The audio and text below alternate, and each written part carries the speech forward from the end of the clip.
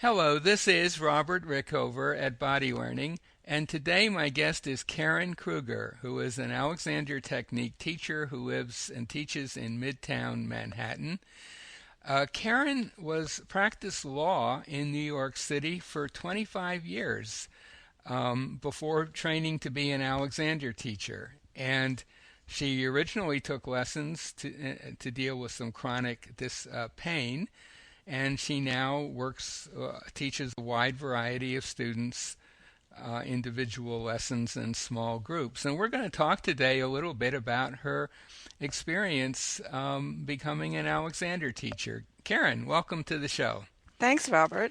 So, Karen, before we begin our conversation, could you give our listeners a very short description or definition of the Alexander technique? Sure. I like to say that it's a set of skills that you can learn to take care of yourself. And beyond that, what taking care of yourself means, I like to tailor it a bit to the audience. So for a general audience where I don't know that the person has a particular interest, could be many things. I like to point out some basic things. First of all, taking care of yourself includes learning how to deal with the stresses of life without reacting in ways that put undue pressure on your body and your mind, Mm-hmm. which are in the Alexander Technique world one and the same. And it can help you improve in many areas: performance, posture.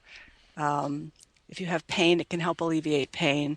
So it's a wide variety of ways of taking care of yourself in activity. Hmm. And it's a kind of taking care of yourself that I think many people don't really think about unless they've had Alexander lessons.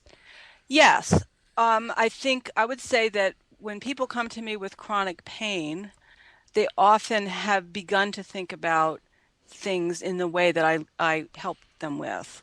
But other than that, most people don't seem to. Hmm. I find many students who come with chronic pain have figured out that they can change the way they move in order to make it feel better because they're highly motivated to address the problem.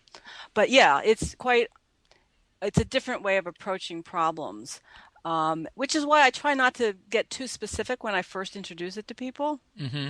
because I think you, it's there's a lot to it. There's a lot of discovery to happen, and I just like to intrigue them by saying, this is something you could learn how to do, and you will feel better. Yeah. So what is it? Who said what to you that got you motivated to start taking lessons? Well, um, I had been in pain for several years and had been seeking all kinds of conventional and not so conventional help for it with very little success. But as part of my process, I had started to notice, as I said, many of my students do that. I had started to notice that there were things I was doing that certainly made the pain worse. I didn't know if it was part of the cause or just making it worse, but I wanted to stop tensing up my shoulders every time the phone rang, holding all this tension in my neck and my back in response to life. And I knew it was hurting me, but I couldn't figure out how to change my habits. So I had gotten to the point where I had said to myself, okay, you have some habits that you need to change, but I didn't know how. And just at that time, I happened to spend the weekend with a friend of mine who I hadn't seen in a long time and started telling her the story of what had been happening with me. And she said, I took Alexander Technique lessons a long time ago, and I think it has a lot to do with what's with the head and neck. And since you're having pain in your head and neck, I think you should check it out. This friend of mine is a voice teacher, and although she had gone to the Alexander Technique because of pain, she knew about it from her background in performing arts. So she gave me a book. She gave me Michael Gelb's book, Body Learning, Hmm. and I started to read it. And within about 4 or 5 paragraphs, I said, I've got to try this because in the very beginning, he explains that the Alexander Technique is a way to learn to change these habits that are harmful. And that was the first time I'd actually heard of somebody who purported to say, okay, this is a systematic way that you can do this. Hmm. Most people would talk about changing your furniture or strengthening your muscles or stretching them out, doing all these kind of things that didn't seem to go to the habit part of it. Right. I think almost every bit of advice people get around posture or alleviating pain even is do this, do that, but Hmm. no one ever says stop, learn how to stop doing this or stop doing that. Right. So I would guess that's a really good way of putting it, Robert. And I guess I would say that the two things that I remember thinking immediately were, besides this, it's about habit, was the idea of inhibition, as we call it in the Alexander Technique world, or pausing, which was new to me. Could you And say a word or two about that for our listeners who may? yeah, so Alexander, FM Alexander, the inventor of this technique, used the word inhibition to mean pausing before reacting to a stimulus. So, in a very simple example, something we do all the time in Alexander lessons, before you actually stand up, you think of standing up, and immediately all your muscles start to prepare for standing up in your habitual way. So, in order to change how you do it, you pause, you allow yourself to let go of that reaction if it's started to happen, and then you rethink how you're going to stand up. Hmm. So that's the other piece that really attracted me, that it was about thinking. Hmm. And And and for we should say, I think that pause can be incredibly short. exactly, it Is sounds like, and it can be when you're practicing, be this kind of excruciatingly slow thing, but it becomes just this very momentary thing that no one can even see. right, right. Yeah. So I assume that you then went and had lessons, and what were your early experiences like? That's a great question, Robert. As I went through the training program later on, I wished I had kept a diary of my early lessons because it's all a blur in some ways. But I'll tell you what I do remember. First of all, I remember um, my first lesson with Jessica Wolf, who was my teacher for 2.5 years. I remember mainly that it confirmed my expectation that this was something I was going to go through a process of learning how to do something to help myself. And I remember that the night after that lesson, when I got in bed, I felt contact with my mattress in a whole new way. Hmm. And it showed me that even when I was going to sleep, I had tension in my muscles. And I had an experience with Jessica that had let me let go of some of that. And I had never had that experience that I could remember. It was Yeah. just remarkable. So it really, that stuck with me. And then I would say it was a long process for me. I had been in pain for a long time, and the sensation in my neck had been quite deadened by tightness in the muscles. As you probably know, when you tighten muscles around a body part, it does tend to cut down blood flow and even this information that the nervous system sends back to the brain. It Yes, really shuts it absolutely. down. And it was a very long time before I started to feel mobility in that area and started to actually be able to perceive all these things that Jessica was talking to me about. So it took me a long time, but I kind of knew from the beginning that I was on the right path. Hmm. And I think that that observation you made when you went to bed that first day after that first evening after your first lesson, and you felt a different kind of contact, more contact with the bed, is a pretty telling one because it means that before then, when you had thought you were about to do nothing, that is, lie down, in fact, you were doing quite a bit of tensing that changed your kind of contact with the surface you were lying on. Exactly. I had a habitual state of being that I couldn't perceive because it was Because habitual. it was habitual, exactly. And then Yeah. this is to me is one of the ongoing repeated experiences that I've had with the Alexander technique where a moment will happen and often you don't really know why this is the right moment, but there'll be a moment when the experience that the teacher is helping me get and the teacher's words come together and I have a new level of understanding of something. And then my previous state is put into relief. Yeah, yeah, So that's like a new understanding of the hip joint or a new relationship to my feet. I mean, it just goes on and on. That's one of the things that got me hooked is that mhm. there's all these great things. Yeah. Yeah, it is kind of like peeling layers off an onion. I mean, Yeah. you often make some pretty dramatic changes early on, but sometimes there are even more dramatic changes to come, or perhaps more subtle ones, because as you become more sensitive to what's going on in yourself, you discover, oh, I got rid of that pattern, but hey, I got this other one. Yes. And yeah, obviously, and well, how long did you take lessons before you started thinking about um, training to become a teacher, which I would think is quite an unusual thing for someone working in a large law firm in Manhattan. Yes. Well, You may be the only one. as far as I know, I am. Well, it was a progression that was kind of interesting. I had always known that I did not intend to be a lawyer until I retired at the age of 65. Hmm. Um, I knew that I would be able to save a lot of money because I was at this big firm and I was working all the time. But my idea was at some point in midlife, which shifted depending as you get older, your idea of when midlife is changes, of course. But Right. I had this vision that at some point I would change careers and do something that would be less stressful, you know, less remunerative, but more rewarding in other ways. Hmm. But I had no idea what that would be. And then my life got interrupted by this really serious period of pain.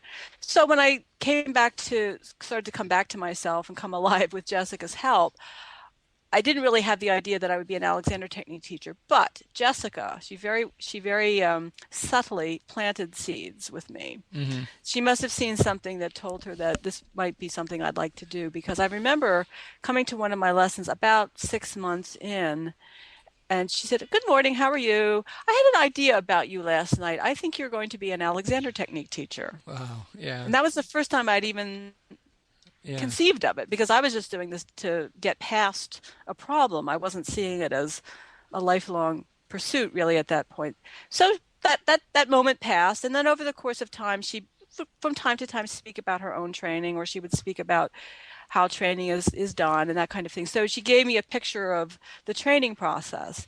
And then it just, oh, I can't tell you the moment, but at some point I realized, okay, yeah, this sometime in the future, it was kind of a vague future thing. This could really be a nice career change for me because I started to realize that not only would it be very interesting and helpful for people in the world, but it'd be great for me. So I started to understand that the teacher is having to apply the principles himself or herself while teaching so that you end up spending a lot of time actually thinking about your own use, as we call it. Exactly. Yeah. So I would imagine that there won't be a lot of attorneys working in large law firms who are going to suddenly decide to become Alexander teachers based on our conversation. But I would imagine that you would have something to say for people in that situation or just in general in stressful office based occupations where they're experiencing some neck tension or shoulder tension or back pain or having carpal tunnel issues or so on. What would you say to people like that who might not have heard of the technique? What would be kind of your, if you were at a party and you were talking to them and they seemed interested, what would you say to them? I would say that the the thing that you should number one, this is a potential solution to those problems. If it's something that appeals to you and you're willing to take it on and spend some time at it, it's great. Number two, it has benefits beyond that. So for me, I began to realize it wasn't just a way to stop hurting, but it was also a way to actually perform better. I discovered it was really helpful when I was negotiating Hmm. as a lawyer. There's a reason that performing artists find this useful for performance, and people in business, lawyers, people in that kind of job are always performing. So it's good for that. And finally, unlike pretty much everything else you can think of to help yourself, it gives you skills that you are encouraged to apply in the activity that you're doing. So is what the model that I had previously encountered was go to the office, kill myself, get into terrible shape, and then take myself away from the office and try to find something to fix myself, whether it Hmm. was a Hmm. massage or meditation or exercise. I mean, all of these things are beneficial and helpful, but the Alexander technique was the one thing where actually the idea was to be thinking about it and using it while I was working Hmm. so as to not get into such bad shape to begin with. Right. So I can't help but think of an interview that I did a couple of years ago, maybe 3 years ago now, with a man named Jack Stern, who's a orthopedic surgeon in New York. Yes, Jack You, is the husband of Judy Stern. of course, yeah. Yes, and Judy is now my teacher. Well, we were talking about, when he has someone come to him who has back pain, and he does an evaluation, and he said, 80% or more of the time, he does not recommend surgery, even though he is a Hmm. surgeon, and he um, might very well recommend something like the Alexander technique. But then he paused for a moment, and this was, I thought, a really telling moment in the conversation. He said, if the person sitting across from me is some high-powered hedge fund manager who's gone through a lot of trouble to make this appointment, but who can't stop checking his phone during our consultation, I might be a little hesitant to suggest Alexander lessons because it does require, well, he didn't say this, but I think the implication is it does require you putting some attention on a different way of thinking. Hmm. What would you say about that? Because I'm sure you were, in your work, you must have run into a lot of those kind of type A plus personalities. Hmm. Um, what would be your take on that? Well, I would say, first of all, I think it's correct. There are people who I find it's just too big a leap to say doing less can be more productive. It can be Hmm. helpful to lie down on the floor and do nothing for 10 minutes, that Hmm. kind of thing. Hmm. Hmm. And people, what I would say is this is a radically different way of approaching problems and a radically different way of approaching life. And if that intrigues you and you're willing to come and find out a little bit more about that and what that could really mean for you, you might surprise yourself. You might find that actually there's a lot of value in it. And Hmm. people people who are uh, high achieving, driven, educated, etc., tend to know pretty quickly. I mean, if I can articulate clearly what the Alexander technique is and how the approach that it takes and the viewpoint that we advocate differs from what people typically think, people will often pretty early on either say, you know what, I know myself, I'm just not going to be able to do that, or wow, that's really interesting. I never thought about that, but I'd really like to know more. Hmm. So what Hmm. I try to do when I talk to people who are wondering, can this help them, is to not say, look, I know this is the best thing for you. I just say, this is like nothing you've ever experienced. Hmm. Um, it's a whole different approach. You might really find it valuable.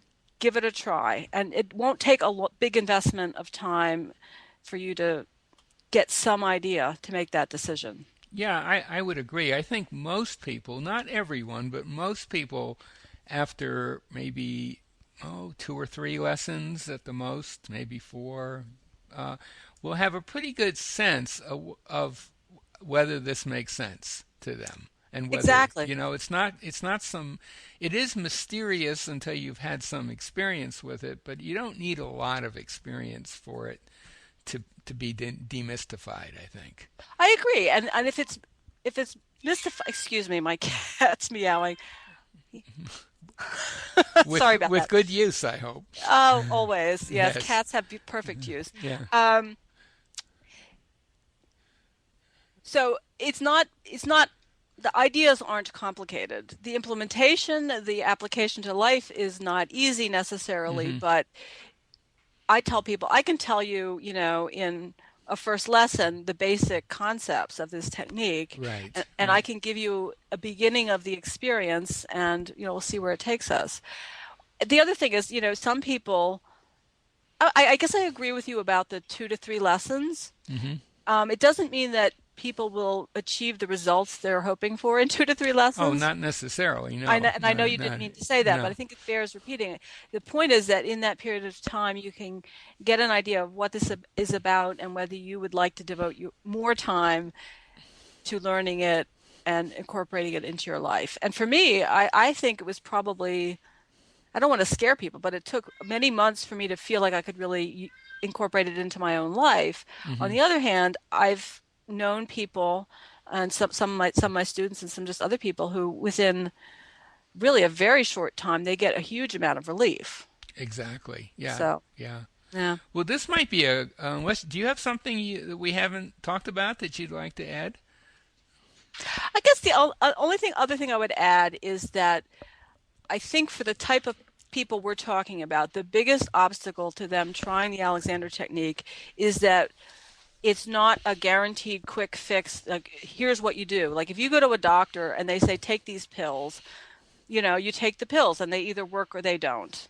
Hmm. If you go to a physical therapist, they'll give you a program of so many sessions. An Alexander Technique teacher can do that, but so much of what happens depends on the student and what the student puts into it that I can't honestly say to someone, oh, yes, sign up for 10 lessons and I'll cure your back pain. I don't think anybody should say that, by the way, but certainly Alexander Technique teachers don't do that. So I think the biggest obstacle is this idea of the vagueness. Yeah, and I think it's important to say that that's because we are teachers, partly because of that.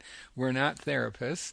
You Right. wouldn't go to a piano teacher and expect them to say, well, 20 lessons and you're ready for Carnegie Hall or whatever. I mean, it just doesn't work that way with human beings and learning new skills, which is essentially what Alexander lessons are all about.